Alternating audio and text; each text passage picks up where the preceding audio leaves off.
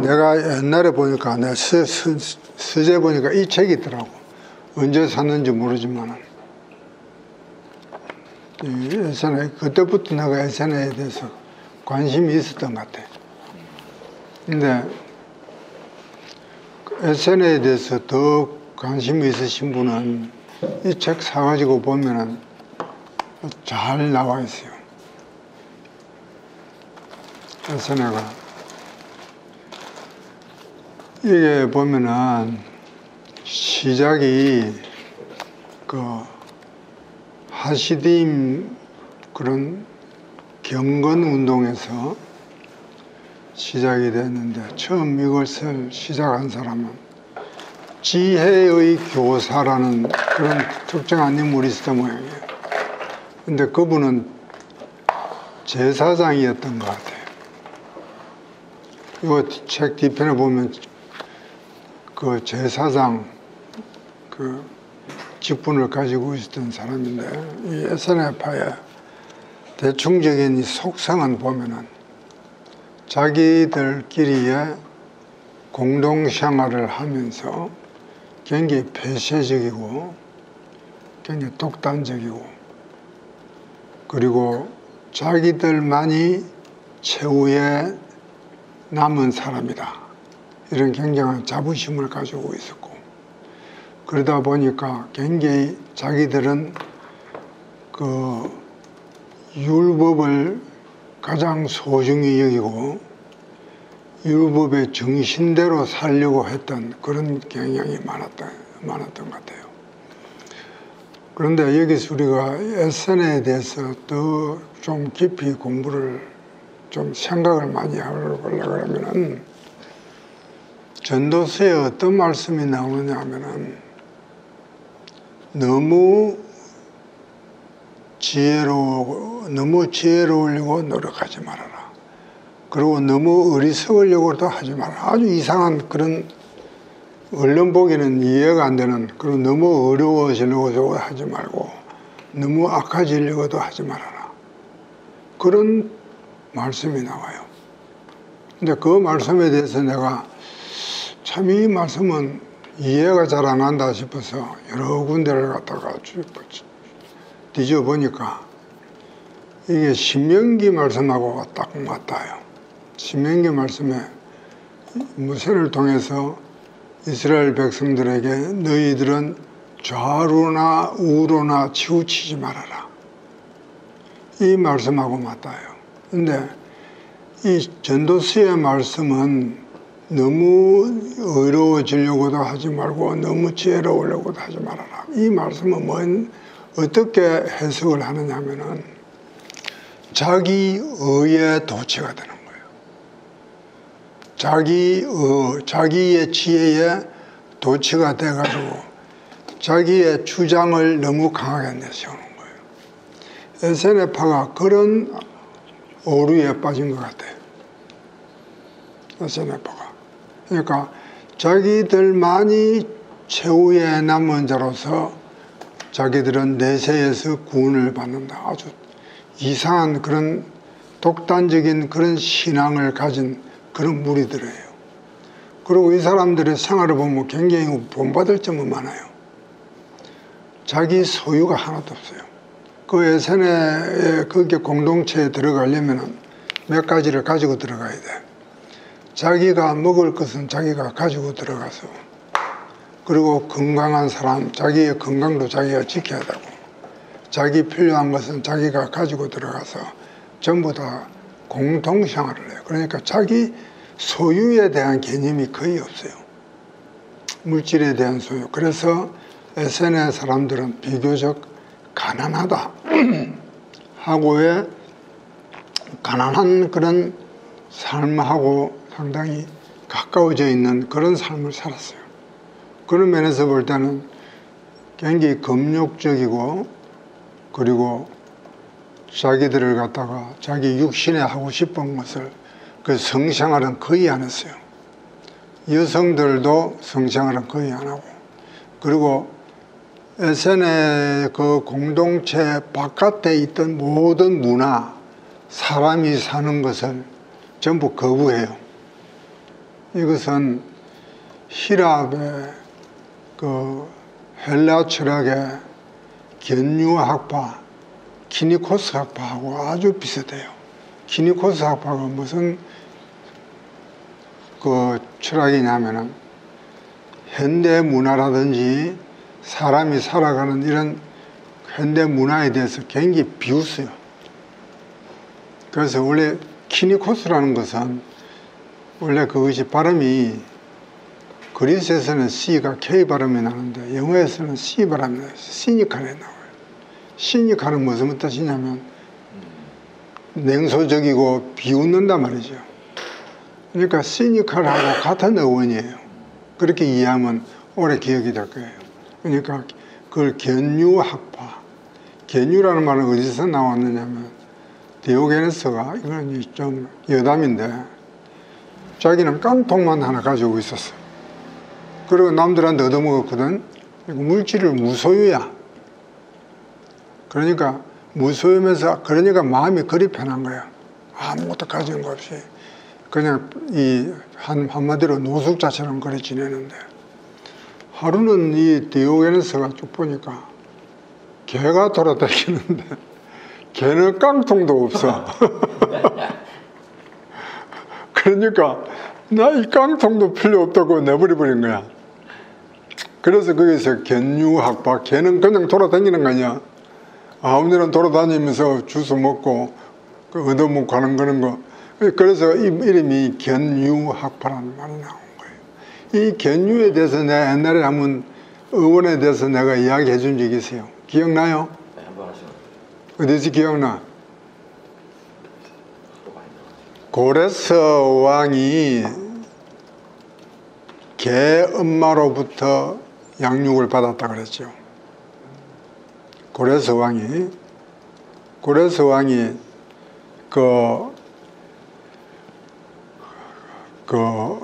그 생각이 부터 안 나네.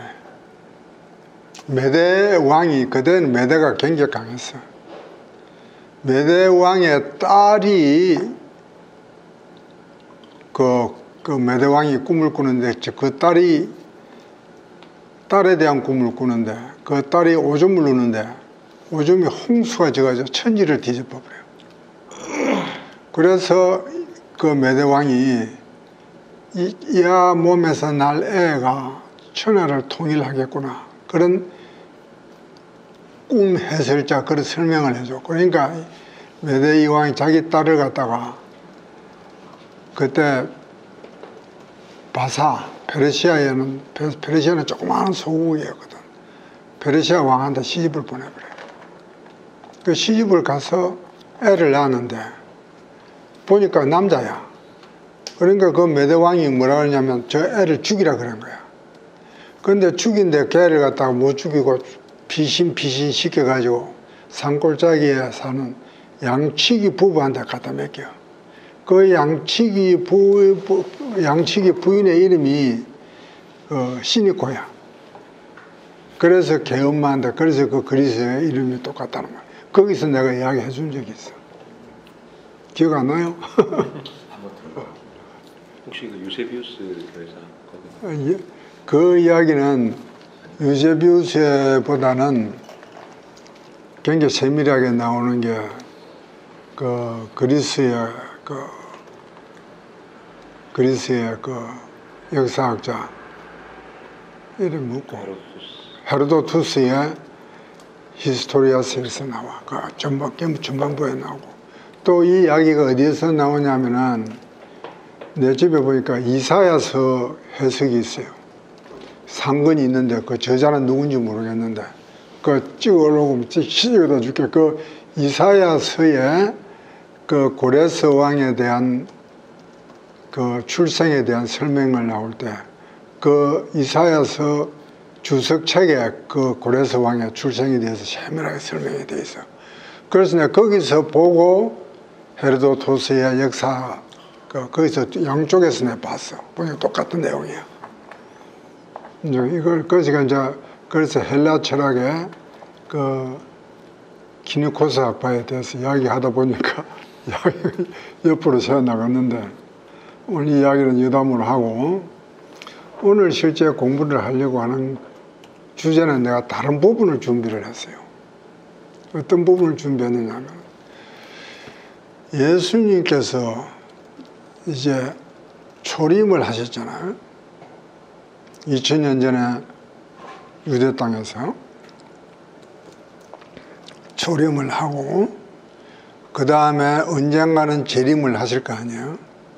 그 초림과 재림 사이에 우리는 지금 위치해 있는 거거든. 그런데 예수님께서 초림을 할 때에, 처음 오실 때에 그 아브라함 후손들이, 다윗의 후손들이나 아브라함의 후손들이 예수님을 맞이할 준비가 아무것도 안 돼 있었어요. 오늘 이 이야기를 좀 하고 싶었어요. 근데 그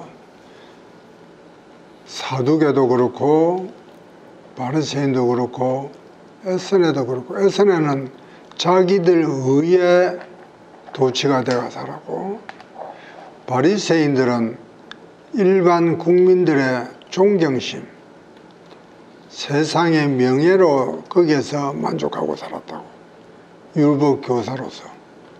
그리고 사두개인들은 현실에 만족해서 물질의 권력의 부귀영화에 만족해가지고, 사두개인들은 그렇게 살았거든. 그러니까 보면 굉장히 특징들이 다 있어요.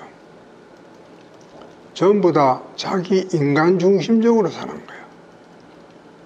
그 당시 그 유대인들의 그런 삶을 보면은, 에스네가 굉장히 경건한 믿음의 공동체라고 하지만은 자기 만족에 빠진, 자기의 그런 그 선민으로서 택한 백성이라는 그런 만족에 빠져가지고 자기 만족에 사로잡혀 사는 사람들이고, 바리새인들은 더 말할 것도 없고, 바리새인들은 그 백성들의 존귀를 굉장히 많이 받았거든. 그리고 사두개인들은 오늘날 우리의 삶들하고 너무 비슷해요. 오늘날 삶하고. 그러니까 그러니까 세계 종파들이 전부 다 예수님을 맞이할 준비는 하나도 안 돼 있었어요. 여기서 오늘 내가 공부할, 내가 초점을 잡은 거예요. 그러면 오늘 우리는 예수님의 만일에 지금 재림을 하신다면 맞이할 준비가 되어 있느냐? 400년 동안, 중간기 400년 동안 예수님이 오실 때는 진리의 빛이 캄캄했거든. 지금 이 세대는 어떠냐? 비교를 해보자는 거예요. 그래서 오늘 공부의 제목은 후에마야. 나는 누구냐? 그리고 나는 어디로 가고 있느냐? 이것에 대해서 좀 깊이 좀 생각을 하고 싶어요. 이 이야기를 하기 전에 잠깐 내가 소설의 한 부분을 소개를 하고 싶은데, 레미제라블 알죠? 그게 10년 전이는가 뮤지컬로 나왔었어. 그래서 내가 그때 뮤지컬을 보러 갔거든, 저 세종문화회관에서. 그런데 나는 사실 나는 그 소설을 그때 벌써 2~3번 읽었기 때문에 느낌이, 그 뮤지컬에 대해서는 모든 명작이 영화나 뮤지컬로 되면 내용이 굉장히 약해져 버려. 그래서 별 기대를 안 하고 그거 보러 갔는데 내가 거기서 깜짝 놀랐어. 참 이 제작자가 이제 왔어요. 근데 전혀 다른 각도에서 이것을 해석을 했구나. 근데 그 뮤지컬의 주제곡이 뭐냐면 후에마야. 나는 뭐냐? 그 노래를 짱발짱도 부르고, 짱발짱을 평생 잡으러 다녔던 자베르 경감이 있어. 그 다음에 그 짱발짱이 정말 귀하게 키운 꼬제트라는 처녀가 그 여자 주인공이야. 그 여자 주인공의 애인이고 남편인 마리우스라는 애가 나는데 이 네 사람의 중요 인물인데 여기서 보면은 우리 살아가는 모습을 거기서는 참 잘 현실적으로 들여다볼 수 있을 것 같아요. 여기서 주인공인 그 짱발장은 정말 자기 일생을 불꽃처럼 살은 사람이야.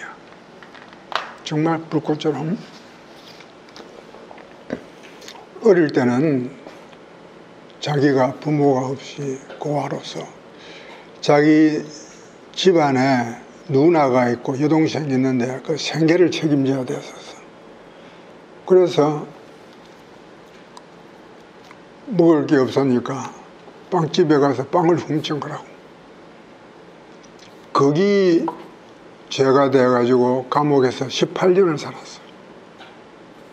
그러니까 여기에서 빅토르 유고가 그 소설에서 그 이야기하고 싶은 내용은 이 사회의 거대한 부조리에 대해서 고발한 책이라고. 그 당시는 불란서 혁명 당시였거든. 혁명 당시에 그 사회 전체적으로 휩쓸려 가고 있는 혁명의 정신, 그 정신이 너무 한쪽으로 치우쳐 가지고 사회 전체가 굉장히 모순을 나타내는 그러한 사회였다고. 이 사회를 갖다가 또 보려면은 찰스 디킨스의 두 도시의 이야기를 한번 읽으세요. 두 도시는 런던과 파리에 대한 도시의 이야기거든.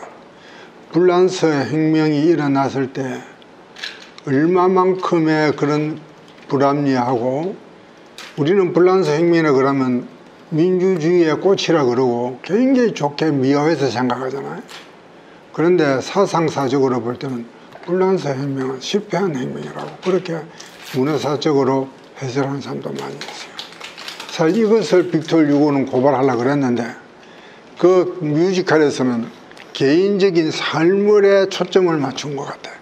그거 보고 내가 참, 야, 이것은 역시 제작자는 제작자구나. 그런 느꼈어.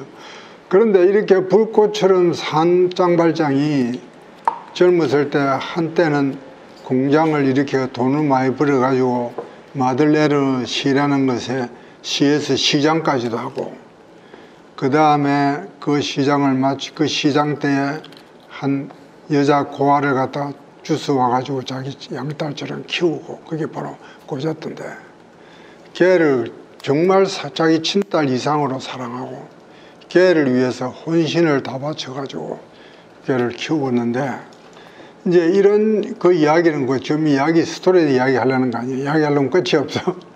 근데 우찌됐든 있고 이제 짱발장이 인생을 다 마치고 이제 자기 양딸도 시집을 보내고 자기는 이제 파리의 어떤 근교의 조그마한 주택에 2층 방에 들어가서 이제 임종을 맞이하는 거야.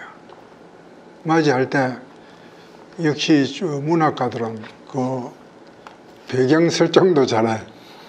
그 자기 생명이 다해갈 때 그 시간이 황혼이야. 또 노을이 낀 그런 창문을 보면서 자기는 짱발장을 생각을 한 거야. 나는 뭐였느냐. 그래서 내가 뭐 때문에 이렇게 무엇을 쫓아와서 살았느냐. 아무것도 없어. 그러니까 우리가 오늘 여러분들도 이 생각을 깊이 좀 해보시라고. 젊었을 때 열정을 다해서 불꽃처럼 살지만 나중에 임종을 앞두을 때는 내가 뭘 가지고 있느냐.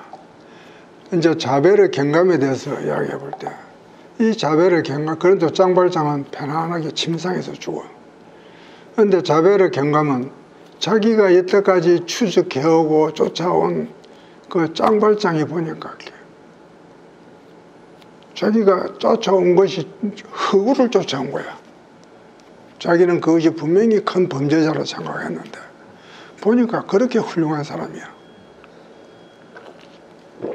거기서 자신에게 환멸을 느끼고 세너강에 수시나 자살해 죽어버려요. 자기가 너무 허무한 거야. 그런데 자기는 보면은 공직에 굉장히 충실했거든. 현대인들에게는 이런 자기 자신의 정체성에 대한 이런 염려를 하는 것조차도 없어요. 요즘 현대인에게는. 그냥 나는 공직에 충실했고 가족들 잘 먹이 살리고 나는 그렇게 열심히 일을 했다. 그리고 그런 대로 남 쓰는 것만큼 쓰고 내가 사회적인 그 소셜 스태투스, 사회적인 지위도 가지고 있었고 그렇게 하고 떳떳하게 죽는데 이 자베르 경감은 물론 그는 빅톨 유고의 생각이지만 내가 한 게 뭐냐? 내가 이때 일평생 쫓아온 것이 그림자를 쫓아온 거구나. 그렇게 허무함을 느낀다고. 그래서 자살을 해요. 그리고 또 그 이야기는 그 다음에 뭐 마리우스나 코제트에 대한 이야기하면 너무 이야기가 길어지니까 그 책을 한번 읽어보시라고. 참 이 책은 나는 그 한 두 번인가 세 번인가 읽었는데 너무 재미나. 그래서 이런 인간에 대한 질문, 나는 누구냐? 내가 어디로 가고 있느냐? 이 질문에 대해서 우리가 인문학적인 방법으로 찾아 들어가면 답이 없어요. 인문학적으로는 그 답을 구할 수가 없어. 인문학이라는 것은 그 문학과 철학과 역사와 예술 이런 것들인데 여기에서도 문학에서도 문학은 인간들에게 희망을 갖다가 제시를 하는 거라고. 문학과 철학은 인간에게 희망적인 거, 미래지향적인 거, 미래지향적인 걸 이야기를 그런 걸 인간에게 희망을 선물을 하지만 그것을 검증하는 것은 역사거든. 역사 과정에서 보면은 문학과 철학에서 제시한 파라다이스는 한 번도 이루어진 적이 없어요. 거기서도 나는 누구냐, 인간 본질에 대해서 여기 지금 현재 소설에서마저도 나는 누구냐 하고 업문품만 찍어 놓고 그냥 그 답은 독자한테 맡기는 거야. 그러니까 인문학에서는 우리 인간의 삶에 대해서 답을 구할 수가 없어요. 그런데 많은 사람들이 인문학에 지금 심취를 하고 있고 인문학이라 그러면 뭔가 좀 지식이 있는 것 같고 인문학 강의라 그러면은 그건 좀 모자란 그걸 못 들으면 나는 좀 뒤처지는 것 같고 그런 생각을 많이 하는데 여기서 우리가 나는 누구냐에 대한 답을 우리가 구하려면은 제일 중요한 건 전도서를 공부를 하고 싶어요. 이야기가 돌아서 이제 전도서까지 넘어가. 이 전도서에서 그건 많은 답이 있어요. 전도서를 깊이 읽어보면은 처음에 전도서는 흠으로부터 나오죠. 흠으로부터 나오는데 저 뒤에 가면은 하나님께서 인간에게 주신 낙이 있다고, 분복이 있어요. 그러니까 그것은 양쪽에 두 날개가 있어. 한쪽은 허무한 거고 한쪽은 하나님께서 주신 낙이 있어. 그러면 전도서 전체를 보면 우리는 허무부터 생각하는데 이 허무한 것은 뭐냐면은 전제가 해 아래서예요. 해 아래서. 우리는 해를 넘어서 사는 사람들이야. 해 아래서 사는 사람들. 이 해 아래서 사는 사람들이 인문학의 한계예요. 인문학은 사람들을 중심으로 하는 그런 인문은 사람들이 나아가는 발자취가 인문학이거든. 그러니까 해 아래서밖에 관찰을 못해요. 그런데 우리는 사는 것이 해를 넘어선 신앙의 세계에서 영적인 세계에서 사는 거기 때문에 우리에게는 그런 나는 누구냐, 내가 어디로 가고 있느냐 답이 너무나 분명해요. 여러분들 지금 전도서에서 또 한 가지 중요한 가르침이 뭐냐면은 그 말씀 많이 들었죠. 잔치집에 가는 것보다 초상집에 가라. 그냥 초상집에 가서 슬픔을 당한 사람을 위로해 주라는 그런 그 말도 있을 뿐인데 그보다는 훨씬 깊은 뜻이 있어. 뭐냐 하면은 우리의 일상 삶이 한쪽 발은 삶에다 발을 디디고 한쪽 발은 죽음에다 발을 디디고 살아라 이 말이에요. 항상 죽음을 생각하면서 살아라. 우리의 끝이 어딘지, 우리의 끝이 어딘지를 항상 생각하면서 살아라. 욥도 그런 환난이 크게 달했을 때 무슨 고백을 하느냐면 내가 이 육신의 꿈에서 깨어났을 때는 여호와 얼굴을 보리라. 그런 고백을 하는 거예요. 그것도 욥도 죽음의 우리의 삶을 욥기에서도 우리의 삶을 꿈이라 그래. 그런데 시편에서도 우리의 삶을 꿈이라고 표현한 적이 참 많아요. 시편에서도 그럼 찾아볼까? 시편 39편 내가 참 좋아하는 그 장절인데 시편 39편 내가 좀 읽어봐야겠구나. 7절인가 6절 7절쯤 될 거야 아마. 시편 39편이 다윗이 만년에 그의 죽음을 앞두고 쓴 시라고 보면 돼요. 여기서 다윗이 거기에서 느끼는 것은 삶의 연한을 갖다가 많이 이야기를 해요. 내가 앞으로 삶은 얼마나 더 살 것인지 이런 걸 깨달을 수 있는 지혜를 달라. 39편 4절. 네, 그러니까 시편 이거 그리고 39편이 참 인생을 돌아다 보는 그런 시편이에요. 그리고 시편 73편도 그런 말씀이 나와. 그런 시편은 구절에서 많이 나와요. 17장 17편에서도 나오고.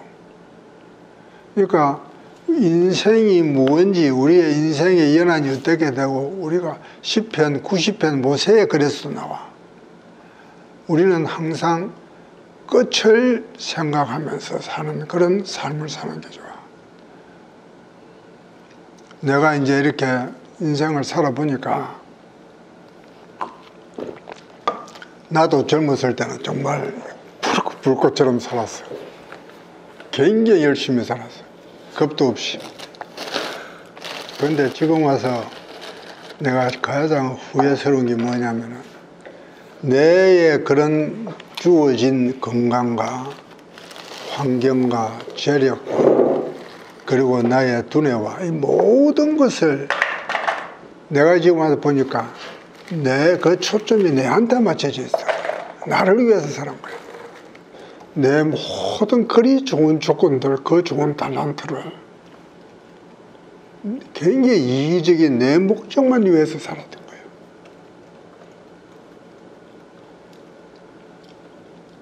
여러분도 나의 이런 전체를 안 받기를 원해요. 여러분들 앞에 주어진 지금 건강도 있고 시간도 있고 의욕도 있고 이럴 때 이 모든 것을 하나님의 뜻을 위해서 하나님의 뜻을 이루는 데 여러분들이 사용하기를 바라요. 그러면 후회가 없을 거예요. 나는 누구냐? 나는 누구냐? 여기에 대한 답이 분명해질 거예요.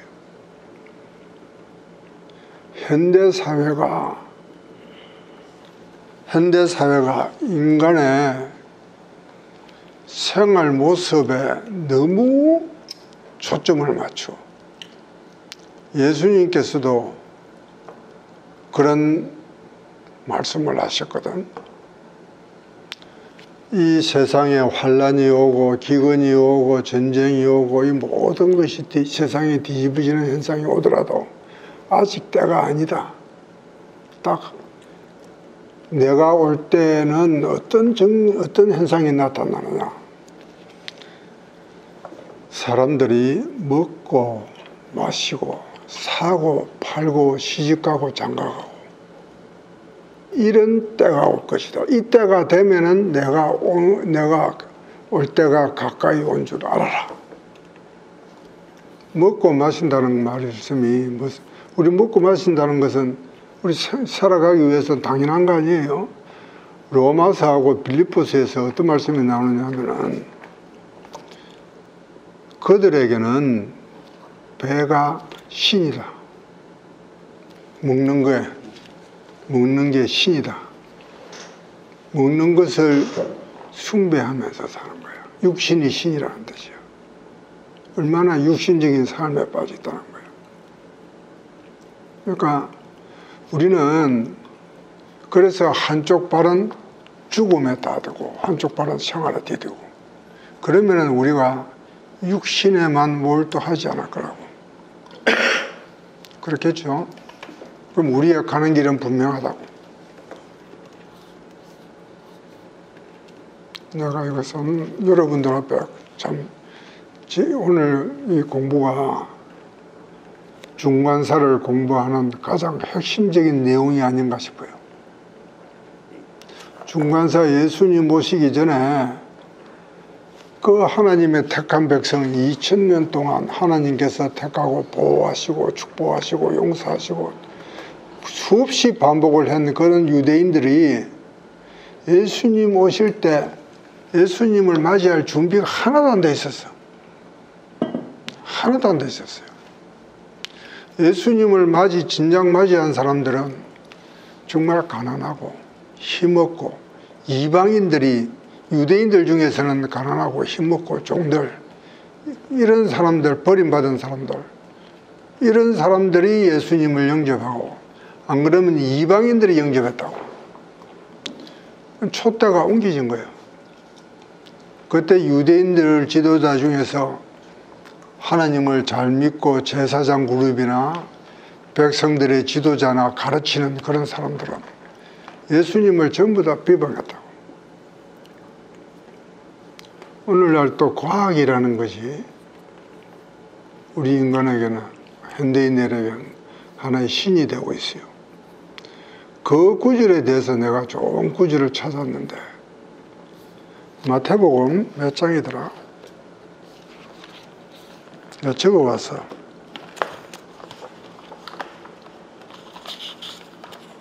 마태복음 16장 1절에서 4절 말씀. 그 말씀이 누가복음 19장 41절에서 44절 말씀이에요. 한번 찾아볼래요? 아주 예수님께서 우리가 너무나 잘 아는 비유야. 한번 읽어볼래요? 바리새인과 사두개인들이 와서 예수를 시험하여 하늘로부터 오는 표적 보이기를 청하니 맞나요? 맞아, 그거야. 예수께서 대답하여 이르시되 너희가 저녁에 하늘이 붉으면 날이 좋겠다 하고 아침에 하늘이 붉고 흐리면 오늘은 날이 굵겠다 하나니 너희가 날씨는 분별할 줄 알면서 시대의 표적은 분별할 수 없느냐. 악하고 음란한 세대가 표적을 구하나 요나의 표적. 자, 여기서 이런 그냥 읽으면 무슨 뜻인지 잘 모르겠죠. 이 예수님의 그 말씀은 굉장히 내가 볼 때는 심오한, 오늘날에도 우리도 적용할 수 있는 심오한 그런 내용이 들어있어요. 너희들이 천문은 잘 알고 이 천문 자연 현상이라는 것은 뭐예요? 요즘 말로 하면 과학이야. 과학은 자연 현상을 공부하는 거지. 자연 현상을 보면서 너가 과학은 잘 발달하면서 너희들이 지금 얼마 후면은 예루살렘이 멸망할 것은 너희들은 아무 관심이 없구나. 이러고 나서 몇 년 후에 30년 후에 예루살렘이 완전히 멸망해버려. 시대의 표적은 너가 알지 못하는구나. 이 말씀은 요즘 우리가 현대적으로 설명을 하면 이렇게 설명이 돼요. AI나 GPT나 이런 등의 그 천문학이나 이런 것들이 그렇게 과학이 발달되어 있죠. 그리고 유전공학이나 이런 것이 발달되어 있는데 이런 과학이 발달된다고 해서 지금 세계적인 전쟁이 터지고 있는 이것이 조금이라도 막을 수 있어요. 세계적인 비극이 일어나는 거 전혀 막을 수가 없어. 지금 우크라이나와 러시아 전쟁, 이스라엘하고 그 전쟁이 일어나는 거, 지금 트럼프가 각 나라와 이렇게 그 무역 분쟁이 일어나고 있는 이런 분쟁들, 세계적인 분쟁들을 과학이 전혀 해결을 못해요. 그러면서도 과학에 대한 신뢰감은 굉장히 큰 거야.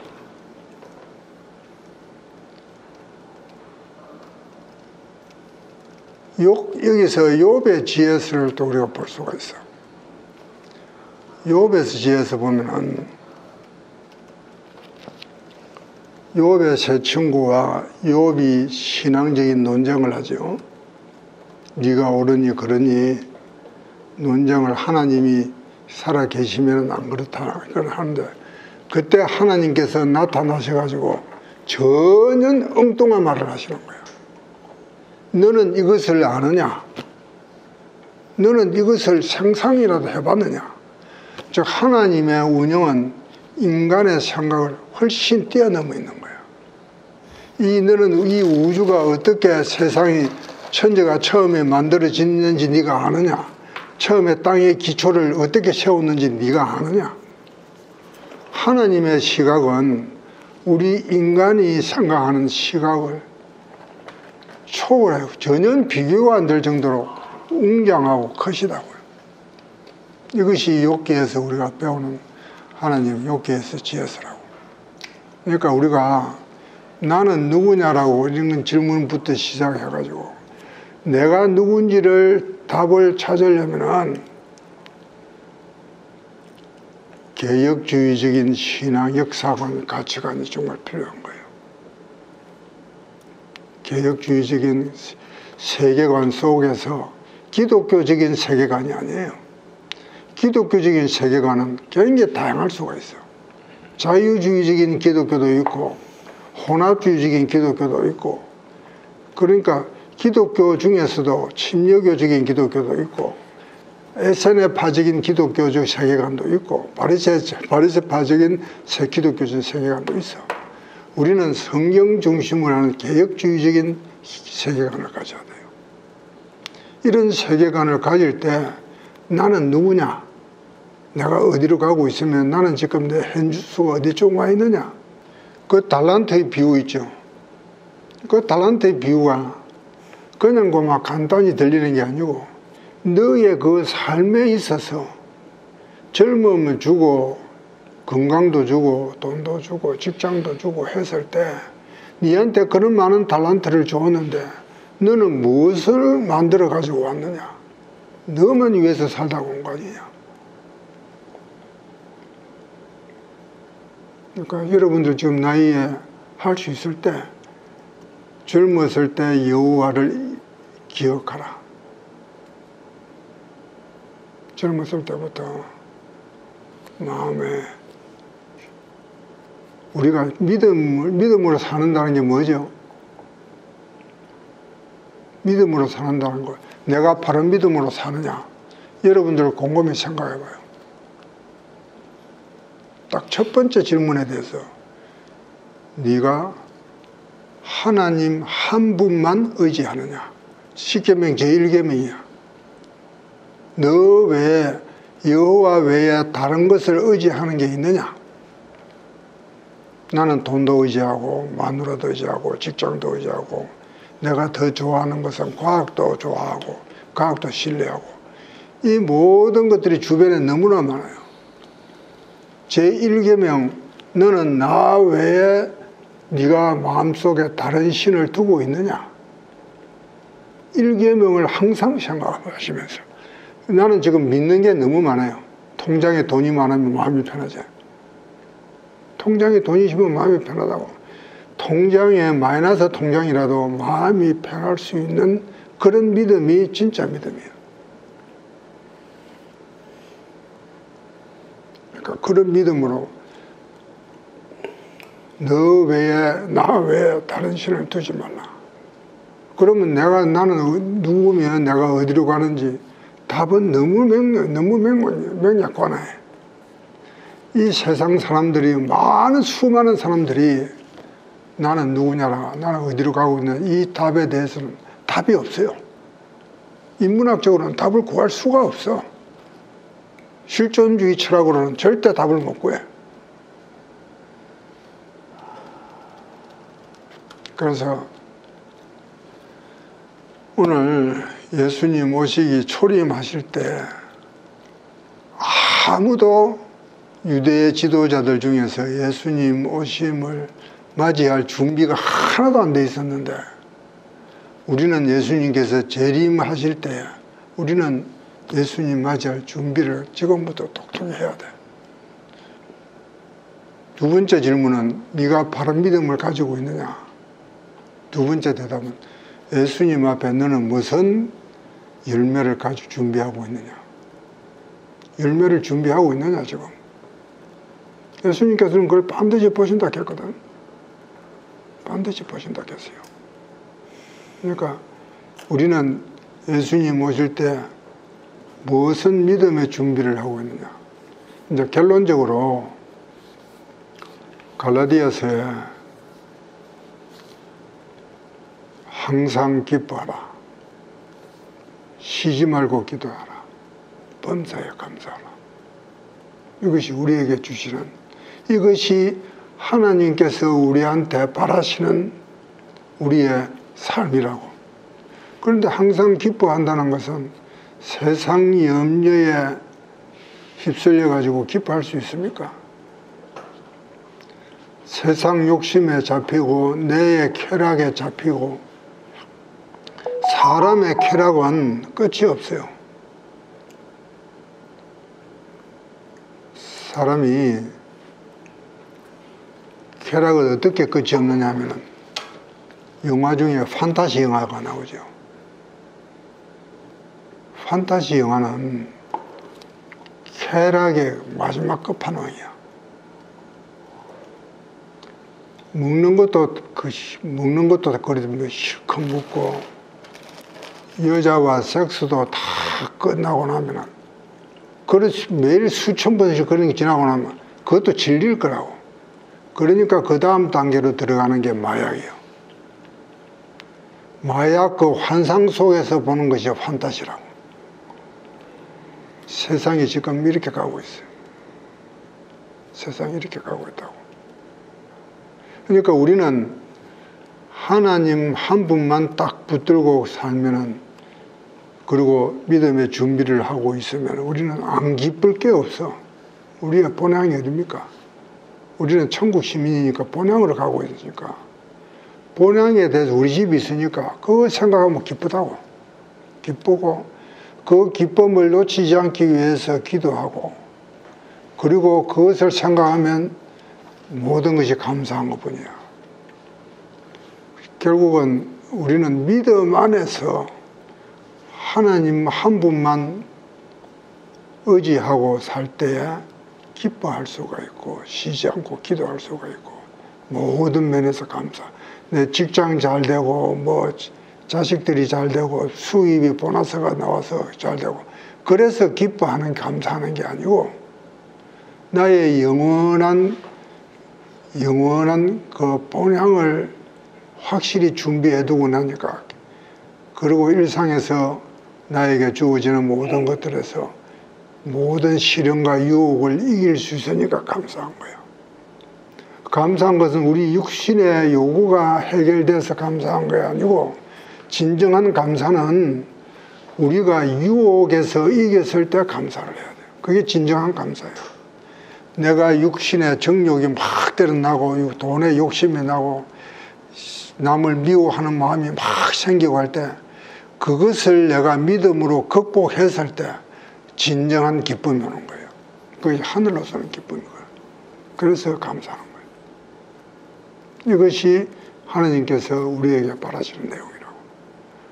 그러니까 오늘 공부 내용은 예수님께서 초림하실 때에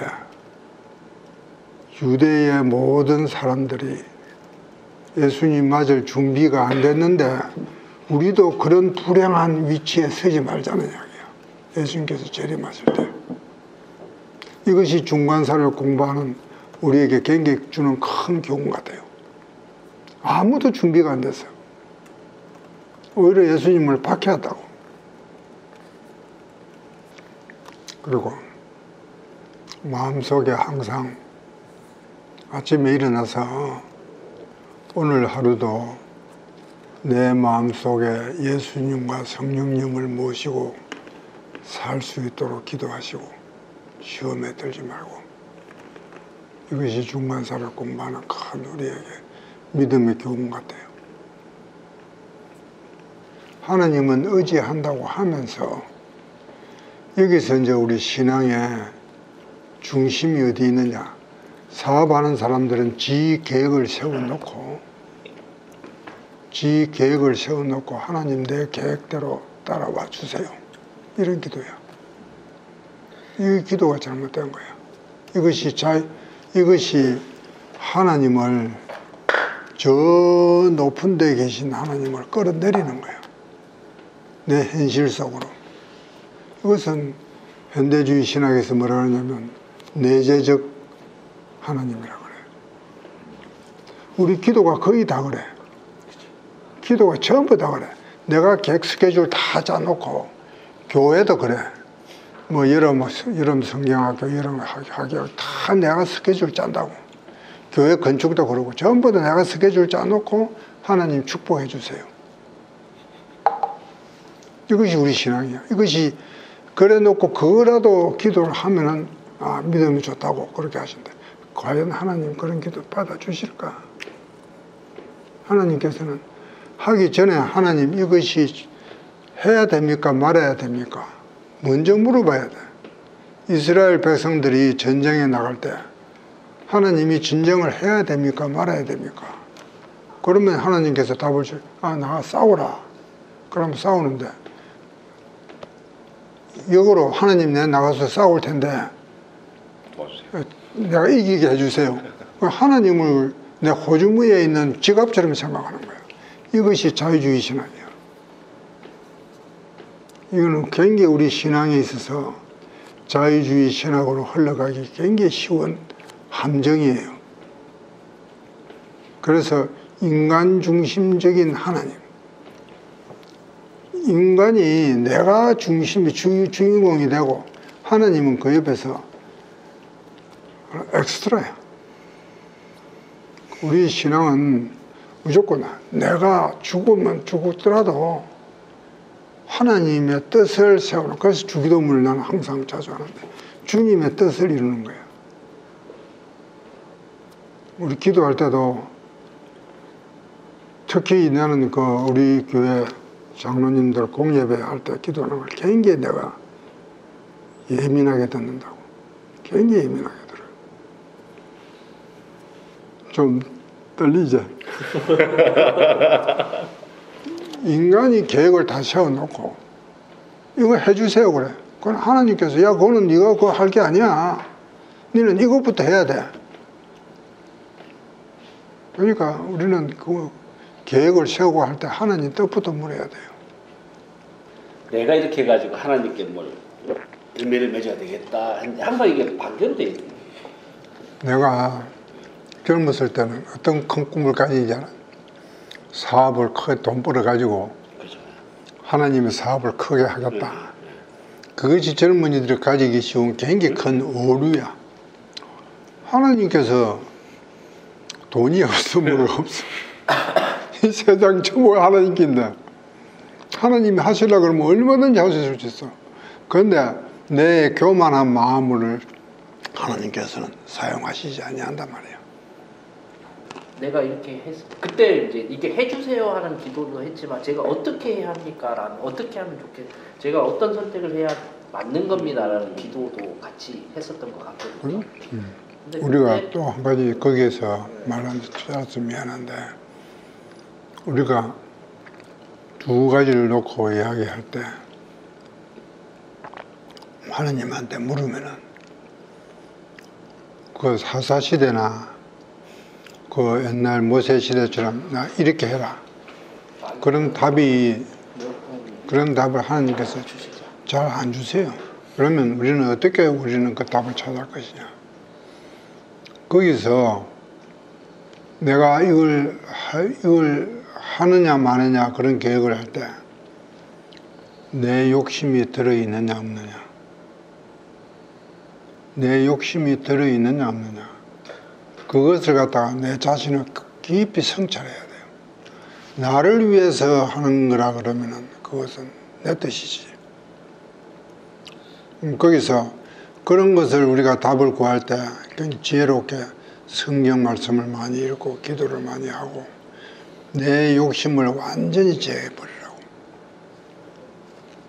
그래서 내가 항상 권유하지만은 초대교회 사막의 그런 수도사 교부들의 책을 많이 읽어요. 그러면 거기서 답을 구할 수 있을 거예요. 그런 사람들의 삶의 과정에서 보면은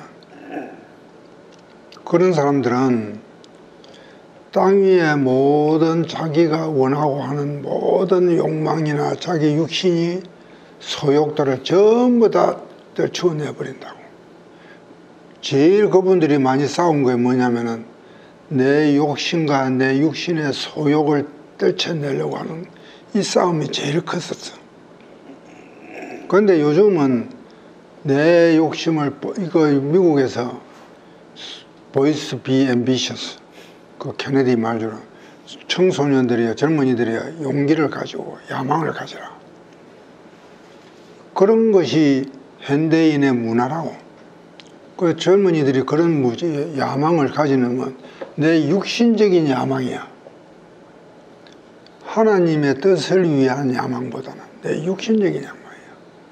그러니까 거기에서 내가 어느 길로, 내가 아까 이야기했지만 내가 사업을 할, 만일에 그런 기회가 주어진다면 내 육신적으로, 원래 육신적으로 보면 본능적으로 하고 싶지. 근데 이것이 과연 하나님 뜻에 맞느냐? 지금 나는 내 나름대로 굉장히 그런 성령이나 이런 말씀에 많이 지금 이거 빠져 있다고 보는데, 그렇다면 이것을 포기를 해야 돼. 포기하고 다시 세상으로 나가야 돼. 이런 것이 어느 것이 나한테 더 유익할까? 하느님 앞에 섰을 때 그런 것도 생각을 해보라고요. 성경에서는 계속 우리를 새로운 존재, 새로운 피조물 이렇게 이야기하잖아요.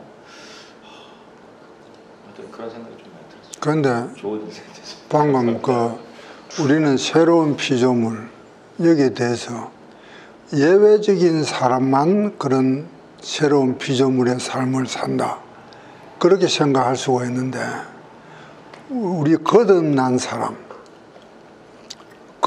사람은 전부 다 새로운 피조물이야. 그런 삶을 살아야 돼. 우리는 새로운 창조물의 옛것은 다 버리고, 이것이 우리가 거듭난 사람의 삶이 당연히 걸어가야 될 길이라고. 우리는 전부 다 거듭나야 돼요. 거듭나지 아니하면은 예수 그리스도의 피로서 우리는 죄 씻음을 받지 못하고 그대로 제 상태에 그대로 있는 거야. 믿음의 사람이 아니라고. 믿음의 사람이라 그러면은 전부 다 거듭난 삶을 살아야 돼.